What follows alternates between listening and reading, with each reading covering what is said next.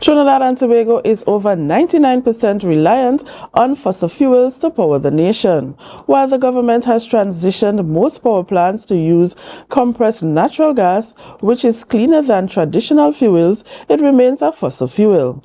On the ground, the adoption of solar energy as an alternative has been slow, and the regulations for its use has yet to be established.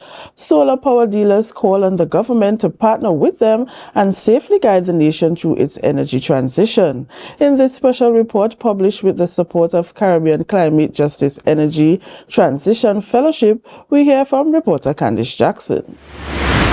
Transitioning is a difficult decision for Trinidad and Tobago, which produces natural gas and other fossil fuels. The government plans to base its energy transition on a model that involves constructing 12 mega solar farms across the nation, which will feed power into the grid. However, for stakeholders like Dr. Derek Skeet, COO of Solar Grey, energy transition should not be focused solely at the macro level. Right, so what the conversation that the government is having is more or less with the mega adoption of solar, which is solar farms, right? So that needs to come down on a granular level to the residential level.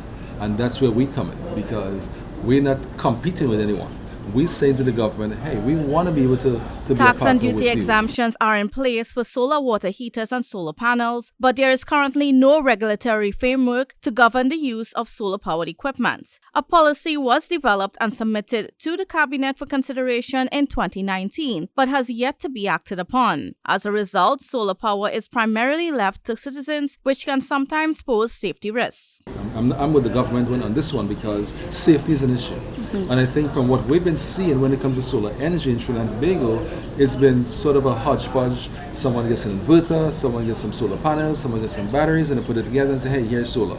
But a baked-in solar process. For this reason, Dr. Skeet agrees with the government's cautious approach to instituting a policy for solar usage. While he understands the need for safety, he believes that professionals like himself can assist the government in making the best decisions. If we are to partner with you, we can get closer towards the finish line when it comes to the adoption of solar energy in Trinidad and Tobago, where it's regulated in the right manner. Adoption of solar energy is not new, and according to Chris Andy Gray, CEO of Solar Grey, Trinidad and Tobago is well positioned to learn from global best practices. Different programs that they can actually tap into in order to benefit in a huge way when it comes to solar energy. So the point that I'm making is that it's not difficult to just, I'm not saying copy what's out there, but take pattern from it, and we can develop our own framework. Starting small can make a difference. Andy Gray stated that the government's 2020 decision to supply all TNTech customers with energy-efficient bulbs was a good start, but more needs to be done. He explained that policies offering financial incentives to customers who feed solar energy back into the grid could be an effective next step. Real stuff, for instance, we talk about net metering. Net metering is just simply the ability to use solar power to be able to whatever excess power that you are using, that you're not using, I should say, it can be backfed into the grid. During the 2025 national budget presentation, the government committed to considering the energy transition plan. For now, they are focused on constructing solar farms with the goal of making TNT 30% reliable on renewable energy by 2030. Kandace Jackson with Tobago Updates Television News in collaboration with Climate Tracker Caribbean's Energy Transition Fellowship.